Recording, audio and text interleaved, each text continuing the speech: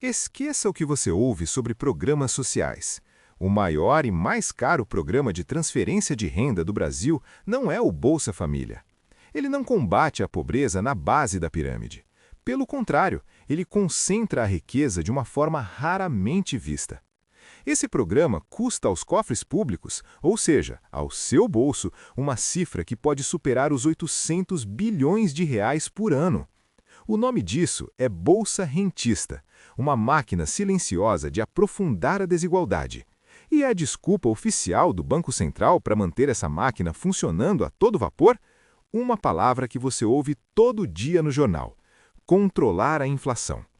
Neste vídeo, vamos desmontar essa narrativa. Vou te mostrar com números e fatos a verdade que o sistema financeiro e os grandes bancos talvez não queiram que você saiba. A verdade sobre como o Brasil pode estar empobrecendo para garantir o lucro de uma minoria. Seção 1. O problema: uma taxa de juros fora da realidade. Vamos direto ao ponto. A taxa Selic. No início de 2026, enquanto o Comitê de Política Monetária do Banco Central sinaliza futuros cortes, a taxa ainda se encontra em um patamar elevado, na casa dos 15% ao ano. 15%. Guarde esse número. Para você ter uma ideia do que isso significa, vamos comparar. Países desenvolvidos trabalham com juros muito mais baixos. Nossos vizinhos na América Latina, com desafios econômicos parecidos, também operam com taxas menores. O Brasil, por sua vez, se destaca por ter uma das maiores taxas de juros reais do planeta. Juro real é o que sobra quando a gente desconta a inflação. Com uma inflação projetada para fechar o ano perto de 4%, estamos falando de um ganho real, limpo, de mais de 9% ao ano para quem não precisa fazer absolutamente nada. A justificativa oficial, repetida como um mantra, é que essa taxa elevada é o remédio amargo, mas necessário, para segurar a inflação e impedir que os preços saiam de controle. É o que dizem economistas do mercado e editoriais de grandes jornais. Mas e se essa justificativa for só uma parte da história? E se o verdadeiro efeito for garantir o maior esquema de transferência de renda da história recente deste país? É aqui que o debate começa a ficar realmente interessante.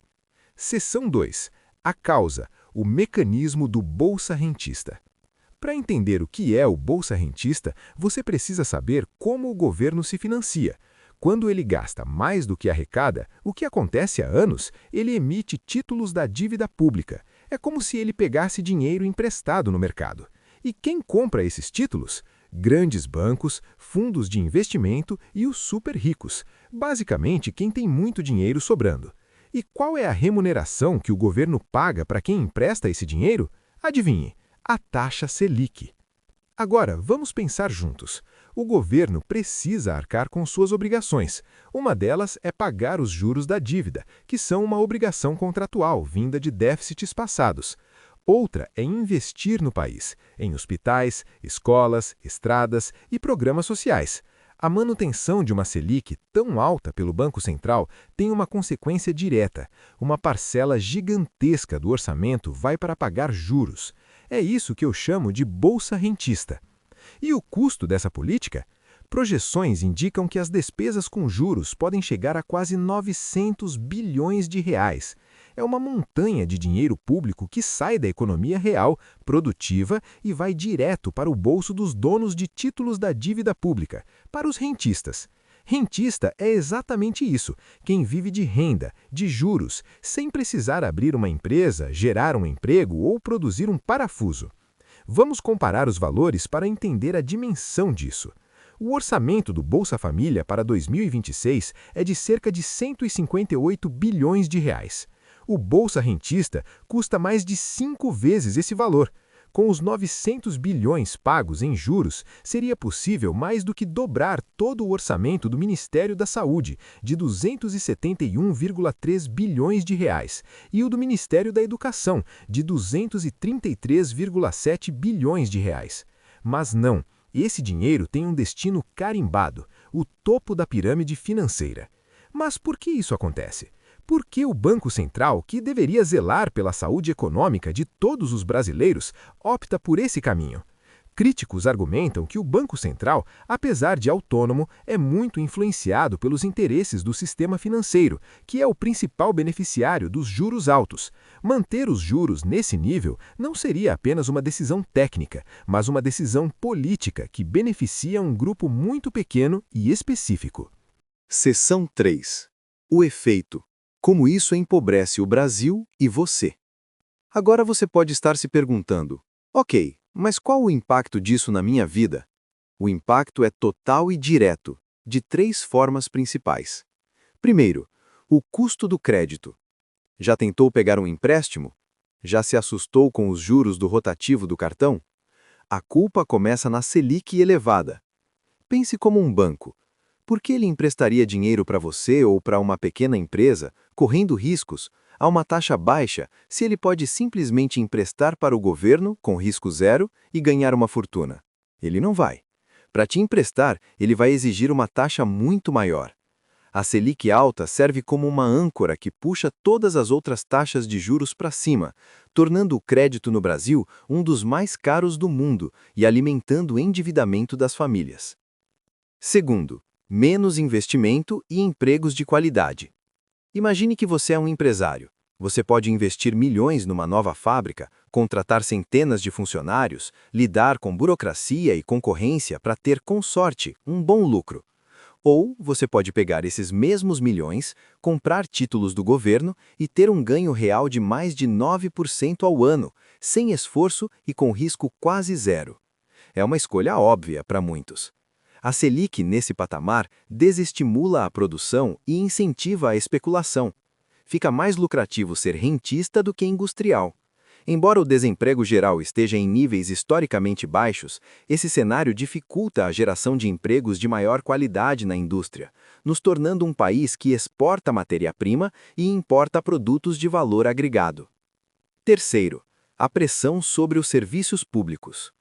Os bilhões que o Tesouro paga em juros não nascem em árvores, saem dos impostos que todos nós pagamos. É o dinheiro que deveria voltar para você em forma de um hospital que funciona, uma escola de qualidade para seu filho ou segurança pública. Cada real que vai para o bolsa rentista é um real a menos na saúde, na educação e na segurança. É a consequência de uma política que enriquece o topo e limita os recursos para a base da população. Nesse ponto, o defensor do sistema vai usar o argumento final. Mas e a inflação? Sem juros altos, a inflação explode e corrói o salário do trabalhador. É um mal necessário. Vamos analisar essa ideia. Primeiro, a inflação no Brasil hoje tem componentes importantes de custo. É o preço dos alimentos que sobe por fatores climáticos, é o preço da energia. Manter os juros nas alturas não faz chover na lavoura nem baixa o preço do petróleo. Pelo contrário, juros altos encarecem o crédito para o produtor rural e para a indústria, que repassam esse custo para o preço final. Ou seja, a Selic pode, em certos casos, pressionar a inflação de custos.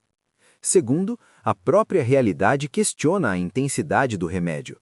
As projeções de mercado para a inflação de 2026 apontam para um número em torno de 4%, dentro da meta estabelecida.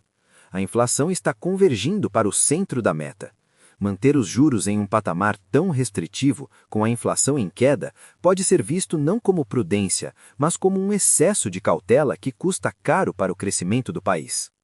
O que vemos é um debate claro. De um lado, o setor produtivo e parte do governo clamando por juros menores para permitir que o país cresça e invista. Do outro, um banco central que prioriza uma abordagem mais rígida, alinhado com as expectativas do mercado financeiro. A desculpa da inflação, embora tenha seu mérito, parece não justificar sozinha um dos juros reais mais altos do mundo. No fim das contas, a discussão sobre a taxa de juros não é um debate técnico para economistas, é uma escolha política sobre que tipo de país queremos ser. É a escolha entre um país que prioriza a produção ou a especulação, entre um país que gera empregos de qualidade ou um que gera rentistas. É a escolha de direcionar centenas de bilhões para o topo da pirâmide financeira ou investir esse mesmo valor no futuro de milhões de brasileiros. O sistema conta com o seu silêncio, com a sua desinformação. Contam que o assunto pareça complicado demais, distante demais da sua vida. porque enquanto você não entende, a transferência de renda continua. A única forma de lutar contra isso é com conhecimento. A única arma que temos é a consciência. Se você entendeu a gravidade do que foi mostrado aqui, não fique em silêncio. A mudança começa quando uma ideia se espalha. Compartilhe este vídeo.